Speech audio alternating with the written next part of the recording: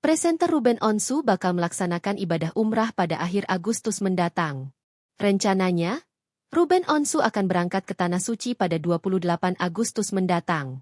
Perjalanan pertama, ini saya juga belum izin, dengan pekerjaan. Setelah tayangan ini beritanya pasti, baru tahu. Kata Ruben Onsu saat ditemui di kawasan Senayan, Jakarta Pusat, Sabtu, 12 Juli 2025.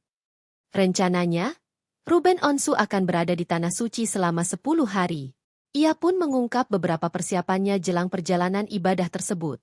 Kalau persiapan khusus nggak ada, cuma saya seminggu 2 kali belajar ngajinya supaya pembekalan saya di sana lebih banyak lagi. Kalau bisa di sana ada bukunya, tetapi kalau bisa, kita sudah bisa hafal atau nggak baca, jelas Ruben Onsu. Lebih lanjut, kakak Jordi Onsu itu masih berusaha memperdalam ilmu agama Islam pasca mualaf pada bulan Ramadan lalu. Bersyukur, Ruben Onsu dikelilingi orang-orang yang mau membimbingnya. Ia juga menyebut bahwa Ivan Gunawan belum mengetahui soal keberangkatannya. Ruben memiliki alasan tersendiri belum mengabarkan sahabatnya tersebut, diantaranya karena perbedaan jadwal pekerjaan.